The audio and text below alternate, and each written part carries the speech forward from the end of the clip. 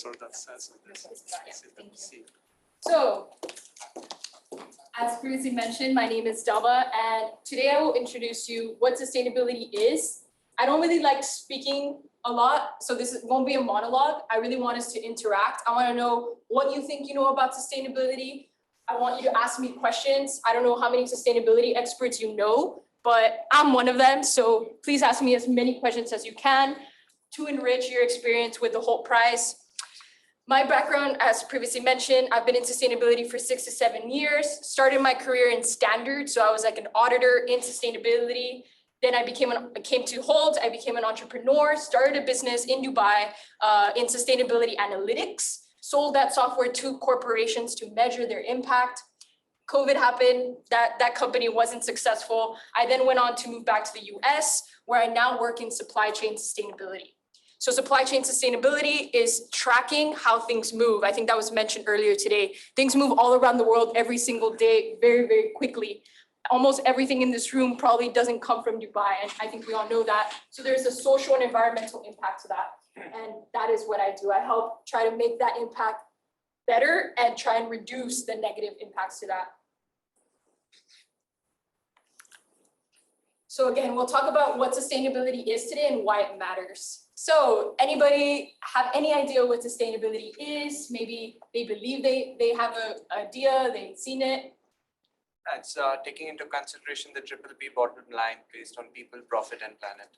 Triple bottom line, yeah, we'll talk about that. So I like to think that not everything is rosy, right? Rosé. Not everything is beautiful. There's a lot of challenges to the triple bottom line, and we'll talk about them today because a lot of the judges that you will encounter, or even investors, sometimes you have an idea and you pitch it, maybe you don't win, but maybe you love that idea and you want to get seed funding. That's very possible, especially in Hult. There's a big network, and just because you don't make it through Hult Prize doesn't mean you can't make your idea a reality. And a big challenge of that is the triple bottom line, and what does that actually mean to the bottom line? So the official definition of sustainability is essentially developing something that today won't affect future generations. So any ideas on an example of that? What can we develop today that won't affect future generations, or that is affecting future generations? Renewable sources of energy. Renewable source of energy, yes. Also very controversial, as some of you may know. For example, electric cars. And we prefer electric cars to fossil fuel cars, right? To oil cars because of the fracking and emissions. So yes, but we're also starting to realize that getting all the minerals to create a battery, right, which is cobalt, lithium, etc., actually has a big impact as well. So the trade-offs of sustainability. So a big challenge for you in the Hult Prize in being sustainable is measuring. So how can you measure your impact? And can you prove that your idea is actually creating a better future in the long term? So I'll give you an example. There's a lot of parts of Africa, unfortunately, that don't have access to water. So there was an idea, right? Brilliant idea, so they thought, to create a playground where kids will play and push a wheel, and that wheel will create energy, and that energy will bring the water up and have water for the entire village. Well, guess what? Kids got tired. They didn't want to play, right? They didn't want to push that thing every day to have water. So that was a bad innovation. Good intention, bad idea. Sustainability, be careful. So another word that you may come up when you do your research is ESG. Maybe some of you have heard of it. ESG means environment, social, and governance. Today, ESG is used a lot by investors. So investors love ESG versus sustainability. Let me tell you why. ESG is structured, 3 bullet points. I can measure it, it's easier to understand. E, environment, right? Okay, so waste, water, biodiversity, etc. Social, human capital, human rights. Okay, governance, this one's a tricky one, harder to understand for a lot of people. Governance is all your policies. So you create a company, you have an idea. What's the first thing you should probably do when it comes to governance? Check the legals. Check legal. Check legal. What does legal mean? The laws. Check the laws. Regulations. Yeah, that's a big one, guys. So let's say ethics, yeah. Let's say your idea is, oh, okay, so I'm gonna try and help the ecosystem of fashion in India. The laws in India, is that even feasible? Is your idea even feasible in India? Is that possible? What are the challenges that you will face in that environment? Or even your distribution of equity. You know, that's part of governance. How would that be? What kind of corporation will you be? All of that is part of sustainability. Why? Because if you don't have that, things fall apart, right? If you don't know the law, things fall apart. You're not compliant. You're gonna hurt somebody. If you don't have a structure and equity, that could also be harmful in the long term. So again, long term, right? Sustainability. We're aiming to the future to try and have the same impact forever. Positive, ideally. So triple bottom line. Yes, I like this one. Anybody have ideas on how this can go wrong? The triple bottom line. So the triple bottom line is, as mentioned before, people, planet, profit. Meaning, we're all in business school, right? We know that the bottom line is to make money. We need to be profitable, right? That's what runs the economy, that's what runs the world. But sustainability argues that we can be profitable, but also helping society, helping the environment. So any ideas on how this could go wrong?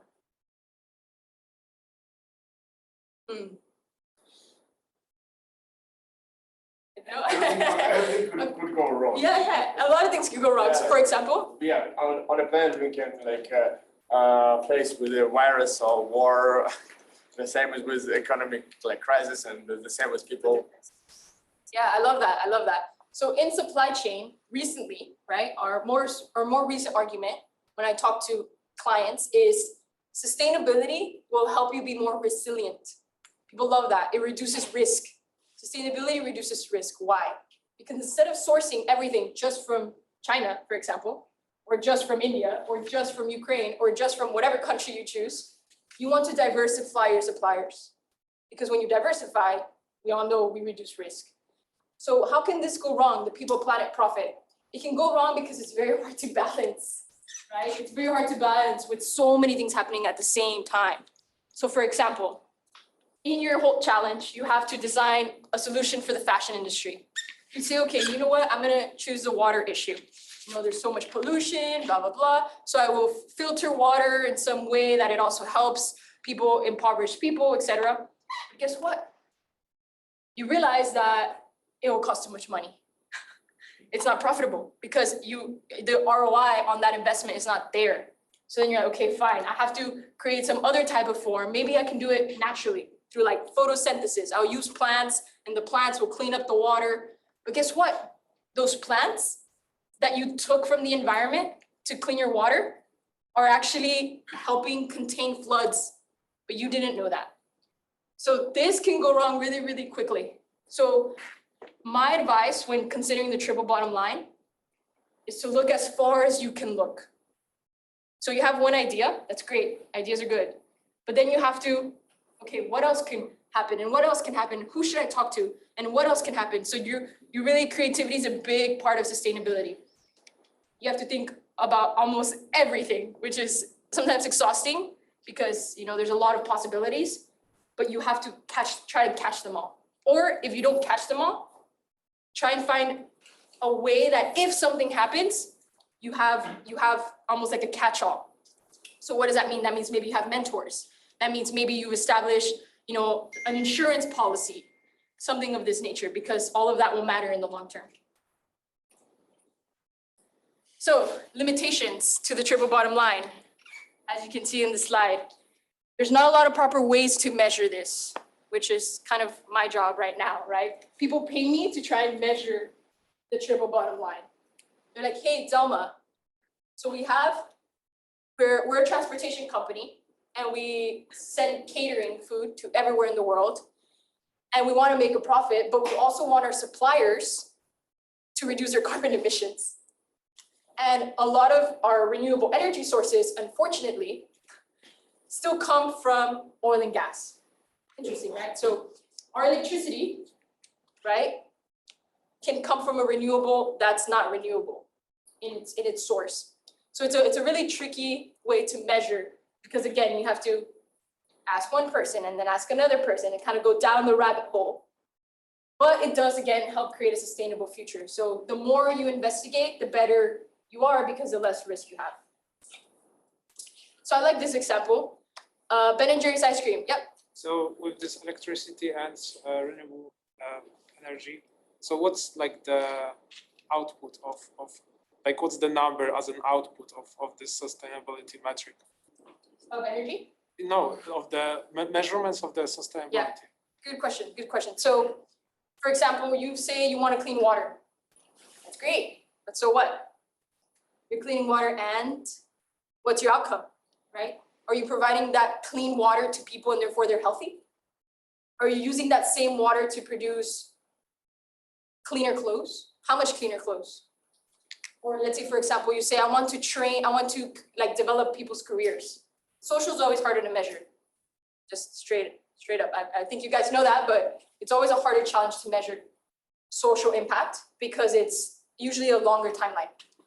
So let's say you say all the garment workers, I want to improve their knowledge. So I'm going to train them.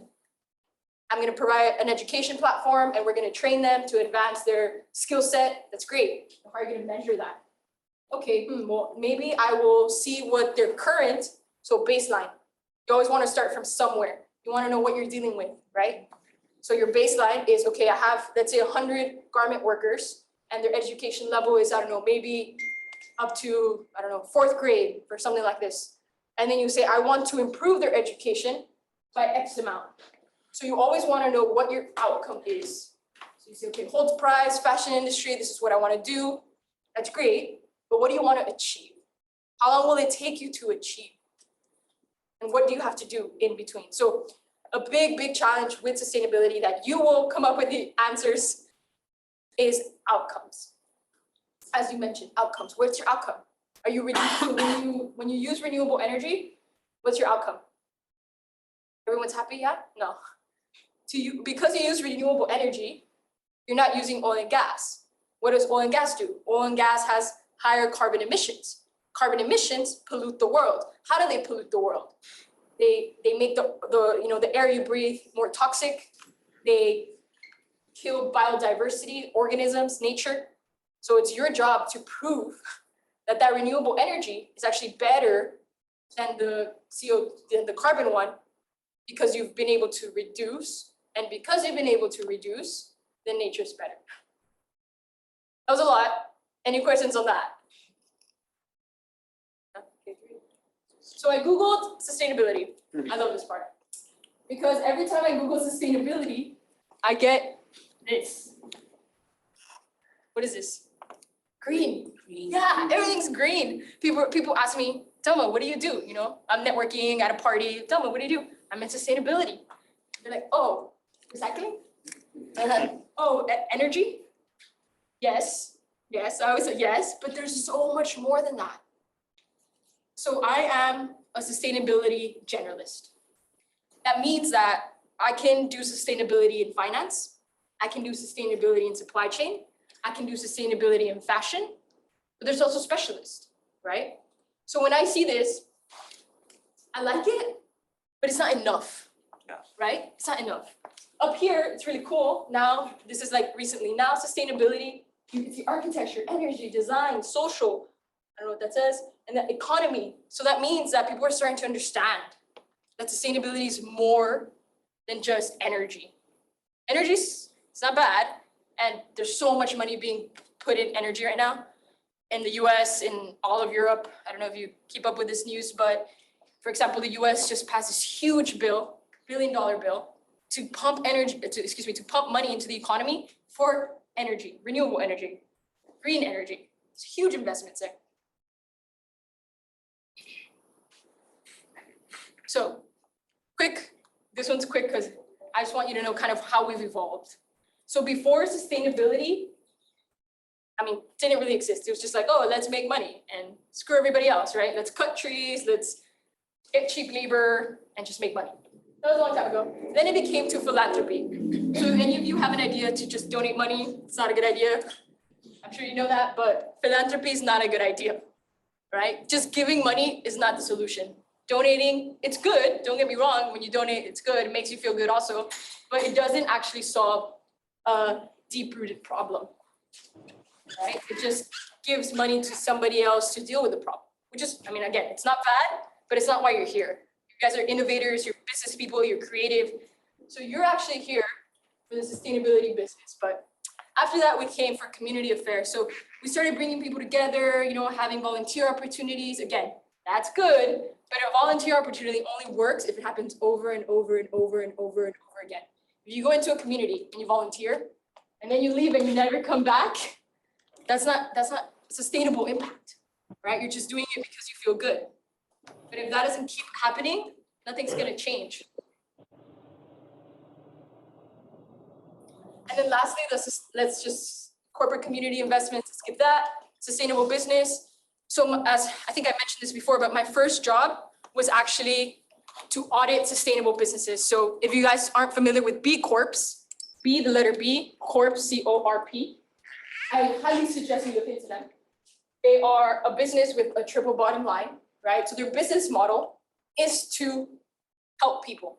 So for example, Ben & Jerry's, the ice cream, sources, one of their suppliers for the brownies in the ice cream is a company called Grayston Bakery.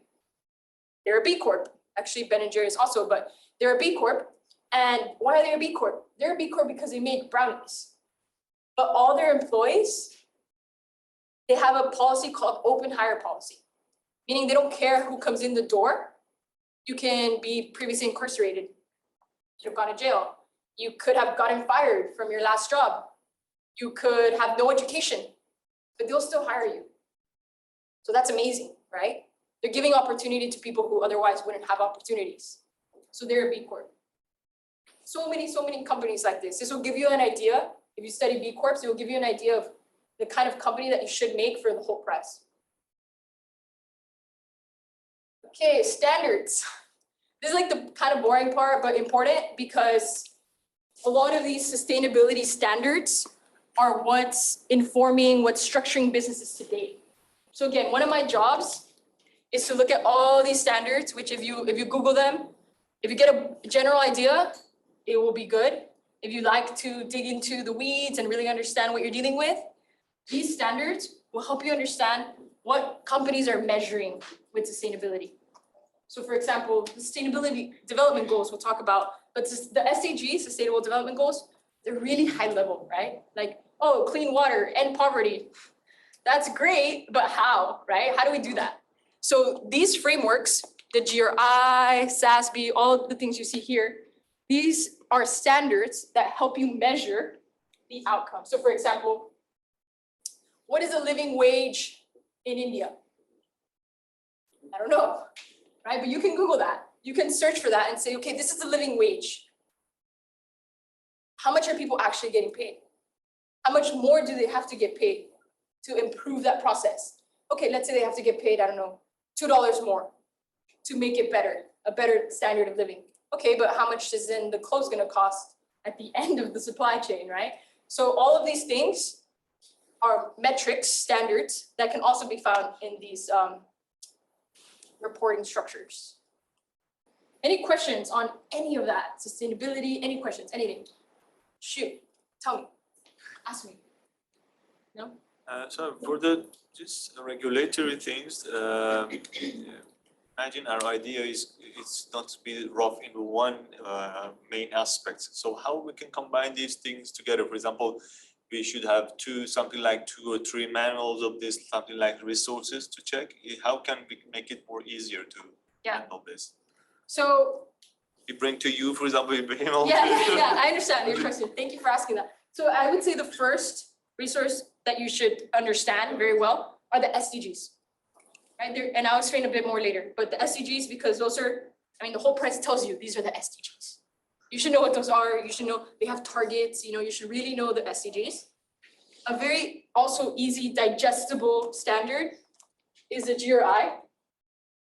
If you Google GRI, you look at the standards, you'll say, okay, these are the things I have to consider in my business model. Also, something really important, guys, is everything matters, remember? So E matters, even if your idea is for S. or for E, doesn't matter. You should include E and S. Maybe it's not everything, it's not the core impact, right? But it still matters. So for example, you want the water example. Let's say you want to clean the water. So your idea is E, but who's gonna clean the water? Probably people, right? There's gonna be people working in that business. So they still matter. So for example, you're pitching about the environment, you're like, oh, I want to clean water, this is how we're gonna clean the water, etc. But the people who are cleaning the water are, let's say, I don't know, underprivileged people, or these are people who, I don't know, lack education, and so everything matters. ESG matter. I think this is the easiest way to think about sustainability. This is also a mouthful, but certifications. So certifications are important. Only, again, you shouldn't don't go crazy on the standards and the certifications, but this will help you understand what you're dealing with. What are the investors, especially once you get to higher levels of the competition, what are they looking for, right? Anybody familiar with any of these certifications? Maybe this one, or maybe that one. No? Anybody here drink almond milk, oat milk? And ISO is also very familiar, ISO. Yeah, exactly. So some of these are organic, some of them are Or halal does here. Halal, the same, yeah, exactly. yes, for Yeah. Muslims. So why are these certifications there? For the paper, there's energy for IT products, and Yeah. there's paper for the paper, just for example, type of paper, very recyclable. These certifications, again, they're a standard. They say, hey, you're a good company? You're sure? You're sure you're a good company? Let's verify it. So currently, I'm on my second venture as Hult entrepreneurs. I have the same DNA as a lot of people in this room. And part of my supply chain is to source paper. Paper is better than plastic. But paper also, there's a problem with paper, right? Paper comes from trees.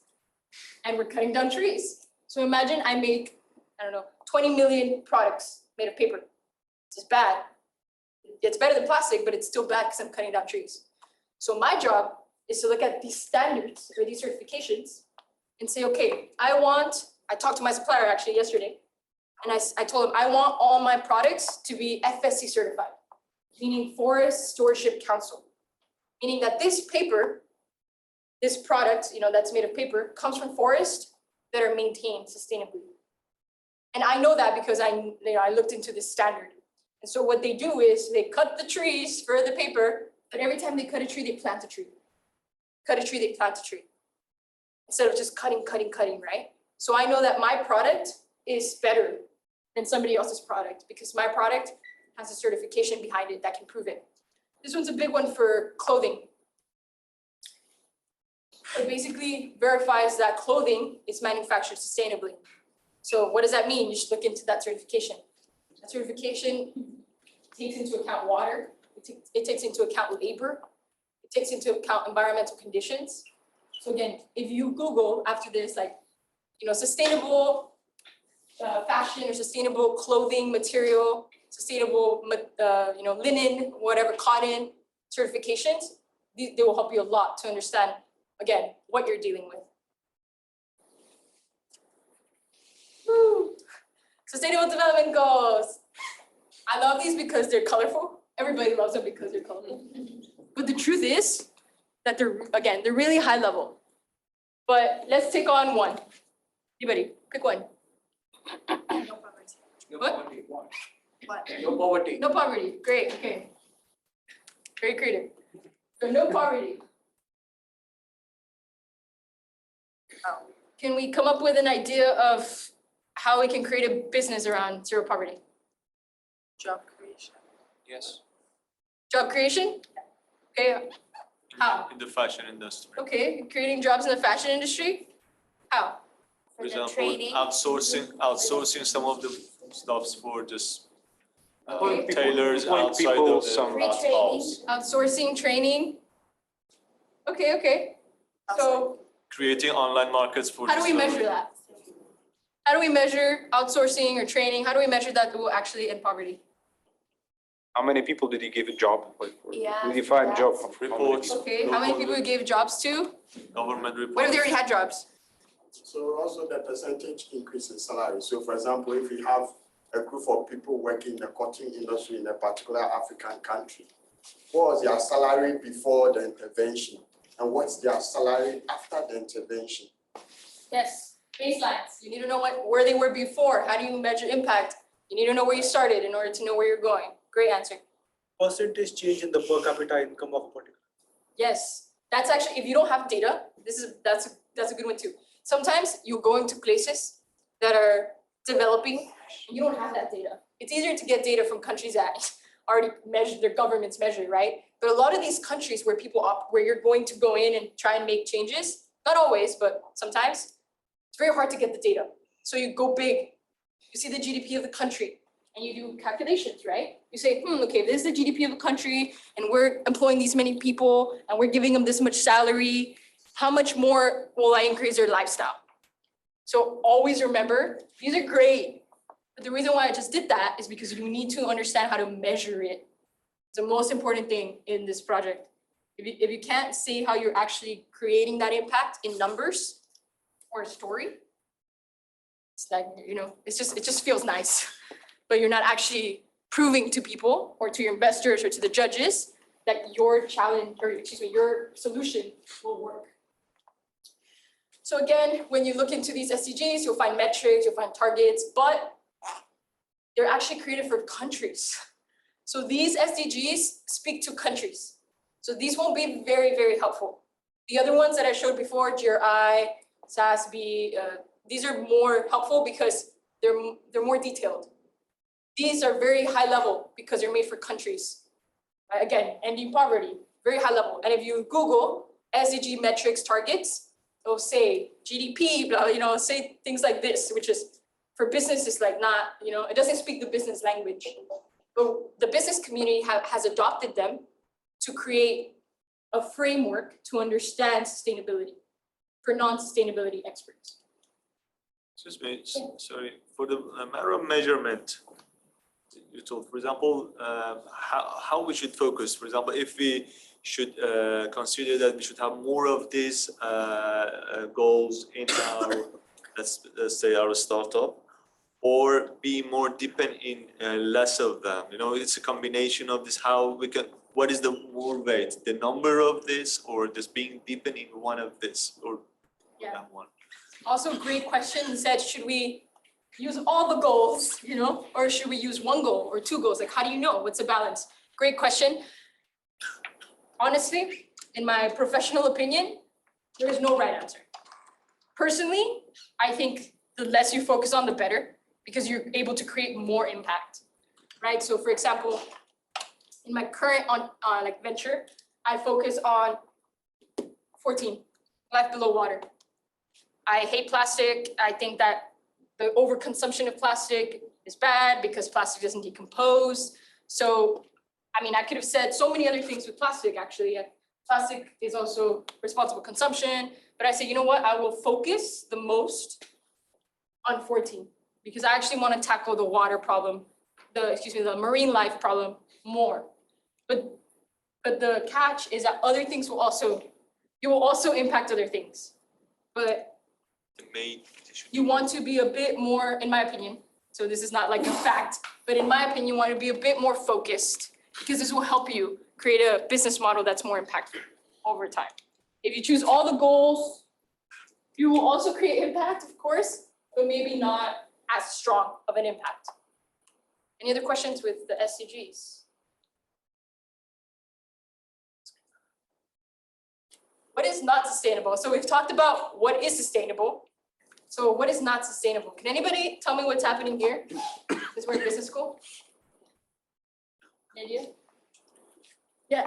The forecasted numbers for GDPs across countries is not sustainable. We are currently going down into recession, which basically it shows us that, whatever numbers, the printing of money that has been happening over the past few years is not going to help to drive growth. We have to think different.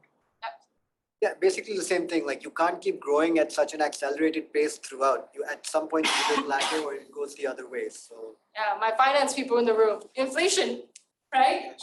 So if you produce, we can't always go up. There has to come down. The markets say that, right? The markets go up and down. It's cyclical. The thing with with business and markets is that it's the same thing with nature. You can't just cut. You can't just clothing. Maybe a lot of you know this, maybe you don't, but clothing, a lot of it comes from PET. PET is polyester, blah, blah. So basically it's plastic. A lot of the clothes that you're wearing right now comes from oil and gas, comes from plastic. So what happens when you don't want your clothes? Maybe you give it away, maybe you throw it away. I don't know what a lot of you do with your clothes after you don't want it, it doesn't fit you. But what happens is that it ends up probably in a pile of trash. But your clothes never actually breaks down. You can burn it, but then what happens when you burn it? Exhaust. Emissions, yeah, carbon goes into the air. It's still bad. So it's really interesting because we said fast fashion earlier being a problem. And the reason why fast fashion is a problem, why do we think fast fashion is a problem? Before I tell you. The life cycle of the product is small, so you end up throwing away a lot. And then there's an issue with the disposal of the product. So you can't really dispose it of. As you mentioned, it's plastic, so it just lives on. No, in the back, maybe, yeah. Average consumption is too high. Okay. So average consumption is high, yes, but again, what's the problem? Your peer there mentioned a word that's really important: life cycle. What is life cycle? Anybody else? How long do we use it? So before we throw it away. Okay. The problem is that in fast fashion there are many seasons. So in normal brand you have 3 or 4 seasons each year, and in fast fashion like H&M or Zara there are 8, 9 seasons for year. Yeah. So imagine if the life cycle of fast fashion, take fast fashion. Let's say we can't get rid of it. Unfortunately, let's just say we can't get rid of it, right? How can you make fast fashion better? What if you use the life cycle of fast fashion and you say, so this is very hard, by the way, because it works so fast that you can't keep up with it. But what if you say fast fashion, all the clothes, and there's actually companies trying to fix this problem. All the clothes that's being produced, we will take it. You don't want your clothes? Give it to me. You don't want your clothes? Give it to me. And so what does that company do? That company takes it, makes, melts, whatever, like washes it, breaks it down, makes it like a pulp, right? I don't know if you've ever seen the way clothes is made, but they make like a pulp. They take all that pulp and they sell it back to the fast fashion people that create that product. So life cycle, right? Circular economy, maybe you've heard of that. You want the cycle to keep going, So instead of fast fashion being a problem, it's a problem right now because the source, right? We're using new sources. So this bottle is only bad. So everybody, talks bad about Coca-Cola because they make these plastic bottles. Yeah, it's bad. But what if Coca-Cola, water, throw it away, Coca-Cola says, I'll take the same bottle back and use the same material from this bottle to make another bottle. This is okay because we're not using the same product we're not using raw materials to make more material. So for example, the trees. Cutting down a tree is bad, but we need it, we need paper. So if you cut down the tree, or we need rubber also, and you use the same materials again from the same tree that you cut once, it's okay. You don't need to use another tree. So this is a life cycle, this is circular economy, this is sustainability. The trick or the solution is to try and use the same materials you already have. Don't use new materials. Ready with me? What? It's done. This is also very important. Who matters? Any idea who matters? I mean, it's here, but anybody else? People. The people, the customers, all your stakeholders. Yeah, stakeholders. So really smart word, but also not a lot of people may know what that is. So stakeholders is like everybody. So this is also a really hard part of my job. When I talk to clients about their suppliers, so my job is supply chain. So I talk to them about their suppliers. But guess what? Their suppliers have employees, and their suppliers work with NGOs, and their suppliers have offices, and their suppliers have suppliers. So I really have to think about everyone. Sometimes I talk to a client and I have to write down all the people that they interact with.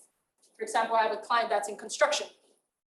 So they have construction workers, they have raw materials from, I don't know, everywhere in the world, metal, wood. So not only do I have to look at all the materials and where they come from, but who they're actually supplying from.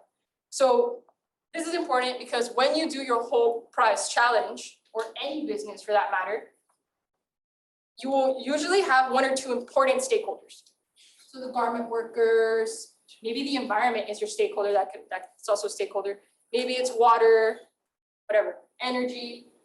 Again, I'm trying to say this over and over because it's very important. A lot of people miss this. They all have to be considered.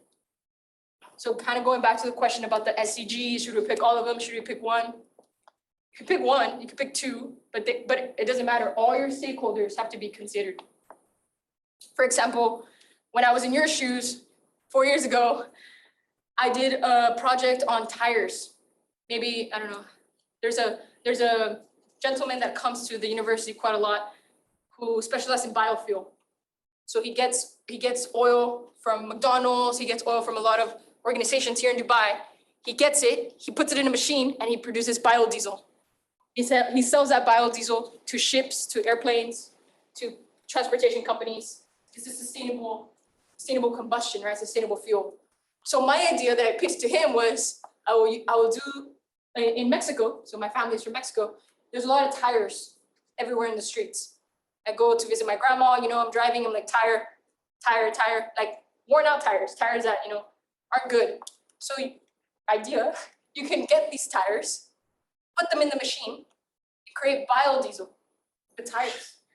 So I was telling him, I was pitching this idea to him, and he asked me, he said, who will pick up the tires? I said, we hadn't thought about that, we're just like, oh yeah, great idea, tires, money, blah, blah, blah, helping the world, clean the environment, tires are toxic. And so we missed that. We missed who would pick up the tires. We know who to sell it to, but who's gonna pick up the tires? So that's a really big one that, here we are, super smart people, but we miss that.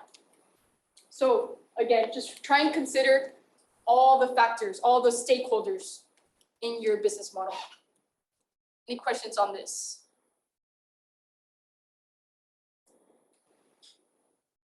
Okay, we have a case study. It's fun, almost done. But case study. So this company in France, hotel company, had a problem with linen. So maybe part of fashion, depends what you consider fashion. Linen, right? So linen, the bed sheets, towels. You go into a hotel, how many people do you think go into a hotel a day? Depending on the place, right? Dubai, definitely a lot of people come in and out of Dubai. Use hotels, use the bed sheets. Imagine, when you go into a hotel, it's new bed sheets, right? It's not the old bed sheets of somebody else. Mm-hmm. So they said, this is a big problem, right? How can we solve it? So the answer is on there, but ideas on how to solve the hotel problem. There's some notes on there that, for example, if you don't want, this is because of this, but that's one use. You're right, that's a way to reduce for sure. So you're going to a hotel and you stay there 3 nights. So instead of every single night, somebody coming in, taking the bed sheets, taking the towels, going, cleaning them, washing them, water, energy, putting the towels back, you use a note, right? Hey, if you don't want us to clean your towels, don't put them on the floor. That's a small idea, but it really worked. But that's not the solution here. Any other? You're just stretching in the back? So what was really interesting here is that they use the materials, guys. So think about this, each material, actually, in order to produce cotton, in order to produce polyester, in order to produce silk, all these materials have a different energy use and life cycle, everything is different. So they got together with experts and they're like, hey, how can we make this better? Like, blah, blah, blah. And they're like, oh, guess what? Unbleached bed linens. So I learned this a couple of days ago, but in order to, some linen from the bed, so when you go to sleep, some of it's bleached because it has to be white. right? Everybody likes white bed sheets. So if you don't bleach them, it like reduces the amount of chemicals that are like, that come out of the washer when you wash them. So really, again, really, really detailed solutions to a really big problem. Something else was microfiber. So I have curly hair and I didn't know that, but I use a microfiber towel. So they also use it sometimes to like clean cars. So microfiber towels actually have like a certain material that lasts longer than normal towels. So how much longer, right? The output. It lasts 2, 3, 4 years longer. For a hotel, imagine a hotel buys, I don't know, 400, 500, maybe more microfiber towels instead of regular towels. They last 3, 4, 5 years longer. I mean, the numbers are there, right? So really interesting case study. Okay, last slide here. Let's talk about these SDGs when it comes to your whole challenge. Does anybody have any questions before I go off on these SDGs and how they relate to your challenge? Can we focus on all aspects of the circularity Yes. if you want? Okay, let me make sure I understand that question. When you say focus on all aspects of the circularity, do you mean the supply chain? Yes. So, I mean, yes, absolutely, right? Because first it's production, right? So agriculture. First it's agriculture, then it's distribution, right? Then it has to go somewhere to be manufactured, right? However that plane, ship, whatever. And then once it gets to the factory, then it's machinery. What machines are you using to make that clothing? And it's all, I mean, the people obviously play a role in everything. And then it's after you create your product and it's distribution. So it's a big, I mean, yes, but it's a big supply chain, right? Or value chain, as mentioned earlier, supply chain, value chain. It's a big one. If you can find an idea that covers everything, I mean, that's amazing, right?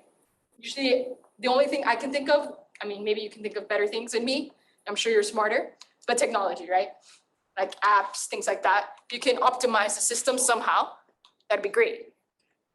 But yeah, it's a big life cycle of clothing, big one. And clothing goes everywhere, right? I don't think there's anywhere in the world that doesn't have some type of clothing. Whether it be first hand, second hand, third hand, there's still clothing out there everywhere. Any questions? Yeah, you put on the slide gender equality as DG. How does it connect it to design fashion? Yeah, good question. So the number one producer, manufacturer, I guess, worker is who? Anybody know? Anyone know who produces the most clothes? China. Children? Women? China. Yeah, women and children. Yeah, mainly women though. That's why that's up there. Mainly women. So maybe you're aware, but there's been a lot of cases in the news. The most recent was like 6 years ago, but it was a big one where a building in India collapsed. There was a lot of garment workers in there, women, all of them women. They all died. It's horrible, horrible, tragic. And because of this one incident that made like global international headlines, everybody, you can go to any company in the world, Dior, I don't know, H&M, any company you can think of. If you Google them, go to their website, I guarantee you, like 99%, they have a sustainability report. They talk about sustainability. Why? Because they're great? No. Because of this. Because this industry, guys, the fashion industry, is one of the worst, from a sustainability perspective, industries in the world. There's a lot of pollution to produce clothes. There's a lot of bad labor, and a lot of it is women, unfortunately. Excuse me. Suppose if I innovate some idea. Sorry? Suppose I innovate an idea as part of the project, and that idea has already been used by some fashion company in some aspect of their supply chain. Does that make any difference when I present it to the investor? Ideally, they want a new idea, right? But what if it is original, but I did not know it was already used? I think our expert, I think you can maybe get disqualified. I come up with a business, but there's already there. But Whole prices every year, and every year we get the same question. So throughout the cycle of whole price timeline, you will get more and more research and more involvement of other people. And obviously, when you create an idea, make sure that you research it before you pitch to judges here, because at some point, somebody will figure out that, oh, this actually exists somewhere. But what if it exists somewhere, but you can't research it because it's in a language that you don't speak, or it's just not available online? That means the idea is great, but will you be able to scale it? Create an idea that maybe exists elsewhere, but they are not able to scale it on a global level, then that will be an innovation in your case. For example, what I mean to say that suppose we use biodiesel for shipping, right? That's the only alternative option available for shipping. So if you use that idea and already some other company is using the same idea for biodiesel for shipping, because that is the only alternative possible as of now. So what do you do in such a situation? Do you include that idea or you not include that idea? Yeah, so make sure that when you pitch it, there must be an idea that is innovative, something that must be new there. How are you, again, it's a competition. What if they started growing? How will you compete against them? And how will you make an impact that is better than theirs? Communication, add the communication piece to that and make sure that you communicate it to judges that your team and your idea will work out. yeah, like your competitive advantage, right? Right. What is your competitive advantage? You can say, oh, well, I don't know, I'm from the country. So when I pitched the tire idea to the investor, I told him, my family is from Mexico. So I know how to get the contracts, I know because that's my competitive advantage versus somebody else who, I know they're, let's say Canadian or European, like they don't know about Mexico, so that's your competitive advantage. But definitely what Julia said about, you can ship with biodiesel, but is that your solution? Probably not, because that's already there. But can I use it as an additional apart from my innovative ideas? I mean, you can include it, yes. So, I mean, training and development, that's not new, right? Education is not new. Everyone has it. I mean, we're in a school right now, it's not new, but how will you educate? Will you do it in an app? Will you maybe get like the older generation? Will you create a camp? Like how, how are you making it yours? Maybe how you will convince the rest, everyone else in the industry, to replicate your idea and how you will make the impact. Again, remember, the most important at Hult Price is how you are making an impact, because that's what you will get the money for. And remember that you must be for profit. Maybe using biodiesel is not sustainable financially in one country or another. Maybe there is not enough biodiesel in the UAE. How will you make that happen? How will you help a company that produces biodiesel to help you, to help the industry, to help everyone else? Can be a simple idea, but how you scale it, that's very important. We can have the showrooms anywhere we want in the world. Yeah, your market can be anywhere in the world. Big world, a lot of problems. Greenland. Anybody else on this, on SDGs for the Hult Prize? How much do they like the fashion company, they care about sustainability? How much do they use it for PR purposes? Okay, yeah, I get that question a lot in my job. Like, oh, do companies really care? Or do they just want to, follow the law? My answer is always, doesn't matter. Like if companies are doing it because, for example, in France right now, France is a big one. They're like, they're going pretty hard on the sustainability from a law perspective. They say, if you do not report your carbon emissions, we will tax you. We will fine you, basically. I think it's like, I don't know how many euros it is, but nobody wants to be taxed. The problem is that big companies, they can afford to be taxed. So what happens is that a lot of people like us, the youth, like I consider myself pretty young too. A lot of people, they say, we will change the world. Why? Why will we change the world? What's different about us? Because we care more about what we spend our money on. That's the idea. You're more likely as a millennial or Gen X to spend money on things that are sustainable versus not. So everybody in this room knows that business talks, right? I mean, if you put your money on something that's sustainable, then the company will produce something more sustainable because they want to make money out of you. So some countries have a lot of regulation. Some countries say, hey, we do it, but like not really. As we speak, COP27 is in Egypt. So what is COP27? Basically, people come together from all over the world, politicians, companies, the elite, and they talk about energy. They talk about how to reduce our pollution, blah, blah. Again, do they really care? Some of them care, yeah. Some of them just want to, sound like they care. But so earlier I mentioned every garment company that you like Google, Chanel, whatever, the big ones, the luxury, the medium, the Skechers, anybody will probably have sustainability. This is not because they care, they don't care. This is because the industry is having a lot of pressure because it's been bad for many, many years. They've done bad many, many years.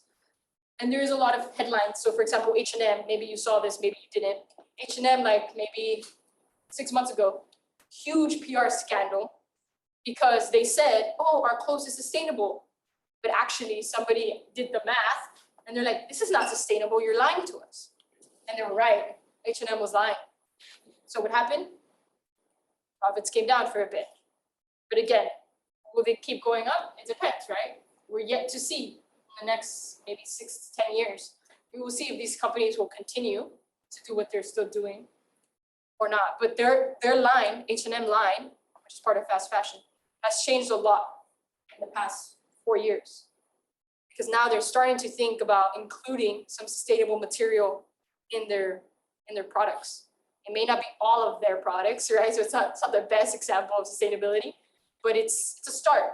It makes you think, this industry is definitely going to change. It's going to change rapidly. Yeah. Anybody else? Questions?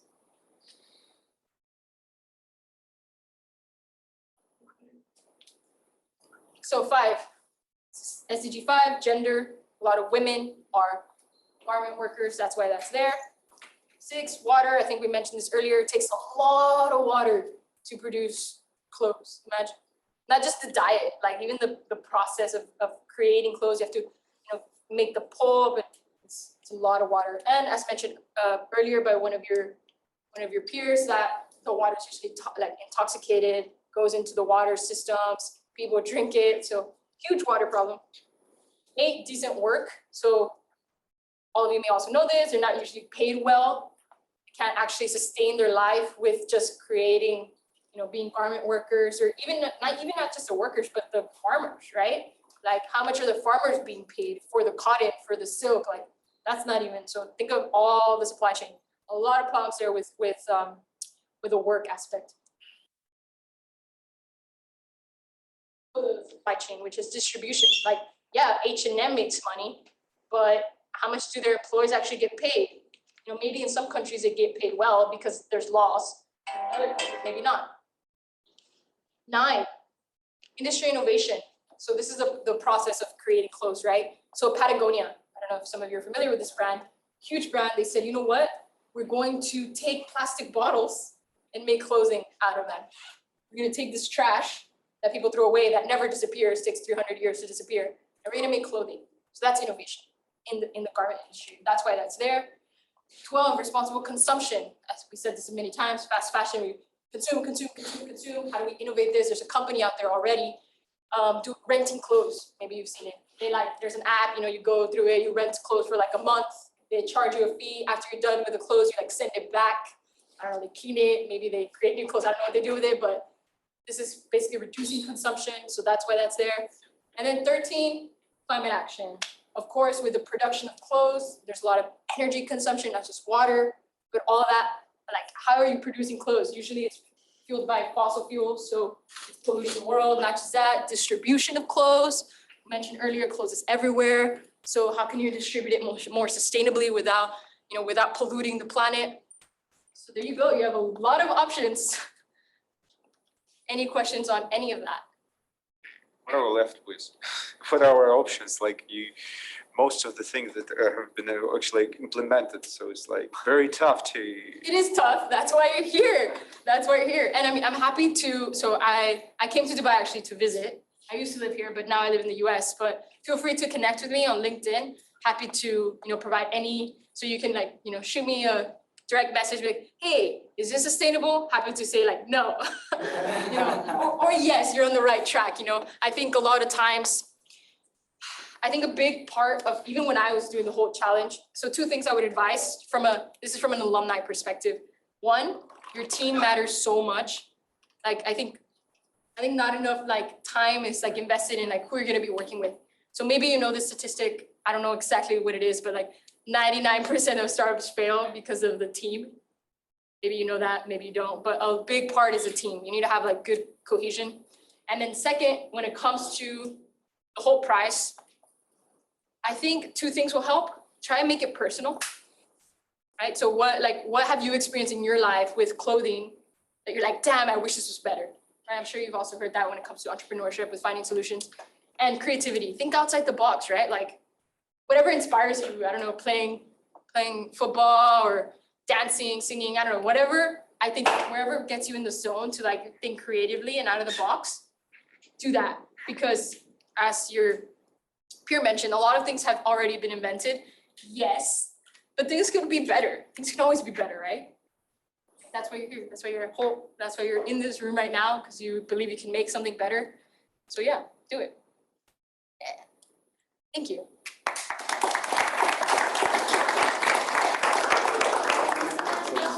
So good to have you here on campus again. Well, we'll finish it off with just simple. Make sure that you bookmark this form, or just remember where it is so that you find it once you have your teams. You have 2-3 weeks to form your teams. Don't only network here in this room. Make sure that you talk to your peers, somebody who didn't come today, maybe they didn't know they're interested. Don't think only about people who are experts in fashion or experts in sustainability. You will need all. You will need people with different backgrounds. You will need somebody who works in finance, who will put the numbers together. You will need somebody who will actually create an influential pitch, because you are pitching. And the pitch is only 6 minutes. That's not a lot. And in 6 minutes, you need to convince the judges and external judges. They're not Hult there. They will be from the industry, from the UAE here, from big companies. They will come and you will need to convince them that you need to be the team that goes further into the process to help rise. And you are worthy of $1 million. I hope you are here to create a new wave of impact. Looking forward to what you can do, guys. If you have any questions at all, reach out to me, reach out to Abhishek. Delma, well, she's here with us. And thank you very much. Sorry, just have one more question. What about those students who are rotating? Will this impact them in any way in terms of? So how it works is that you first have the on-campus program, right? It's on January 28th. You pitch there, and if you are the winning team, then you go into the quarterfinals, right? That's how it's called this year. It's a little bit different structure this year. You go to quarterfinals, and we hope that we get enough teams up to 5 to 15. Yeah, so you go directly to semifinals if we have more teams as a campus. So encourage your classmates to participate. The more teams we have, the higher are your chances that you will actually go to summit right away, not to quarter. If we don't have enough teams, we will only send you to quarterfinals, where you will compete with 9,000 startups to get to the summit. So again, it's teamwork. Make sure that you encourage your classmates to participate. Then the semifinals and the summit, they're happening in spring. Spring, you will still be here in Dubai if you're not doing early rotation, so you will be able to participate. That will be happening in different cities around the world. If I'm not mistaken, 8 this year. So you will be sent there, and Hult Price will support you with doing that. And after, the accelerator is happening during elective season. But if you are in the top list of startups and you got into accelerator, don't worry, Hult will support you. We will find a way how you will finish your masters and you will get into accelerator. It's not easy. Very often, I can't remember a year where an actual Hult student team got into accelerator. I think 2 years ago, and it was undergraduate group. It's difficult. You're competing with different schools around the world, and it's very niche. What if, another university has a group of undergrads who already have started and have a prototype? But what if you have a prototype already and you've been working with it before you started here at Hult, right? So you don't know who you're competing with. On campus program, you're competing with each other here with campus teams. But the summits, the regional summits, you're competing with the best in that specific region where you're going to. So it depends. But if you reach the accelerator, don't worry. The deanery team, the student service, everyone will be supporting you, and we will make sure that either is we match the credits, or there will be a conversation, separate conversation about it. Don't worry, we will support you fully. Right? You have the screenshot here, screenshot the QR code, but I know you've been waiting for food. The food is out there, so please make sure that you have some. Thank you so much for joining us.